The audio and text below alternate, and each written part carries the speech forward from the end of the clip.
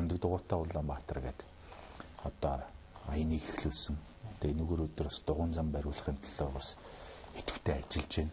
Тэгээ энэ ажлын маань сонгуульд өгөөч тэрөө саяхан бас зам тээврийн яам бид нэр одоо ер нь энийг хариуцж цааш нь авч явъя гэд манай авцамцсан залуучдын холбооныхонтой нийлээд тэгээ энэ дээр бол одоо бас яамны талаас одоо маш тодорхой бодлого гаргахаар ингээд ажиллаж эхэлж байна. Гэх мэтлэнгээр өөрөөр бидний одоо залуучуудынхаа төлөө хийж байгаа олон ажлууд байгаа. Тэмт чи 16 байнгын хороо чадах ятгаараа өөрсдөө янз бүрийн чиглэлээр эрүүл мэндийн спорт, боловсрол гэдэг ингээд ажиллаж байгаа.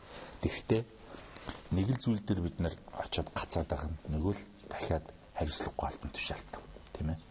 Тэр албан тушаалтны намтаа ярихгүй юм бол тэр албан тушаалтны одоо нөгөө өөрийнх нь явц үерх ашигтай ярихгүй юм бол тэр албан тушаалтны авилга хэлэхгүй ашиг сонирхлыг хангахгүй юм бол бидний санаачилсан ямар ч сайн санаачлаг ажил болж чадахгүй ингээд албан тушаалтны одоо ширээн дээр л байхгүй болж байгаа тийм ээ.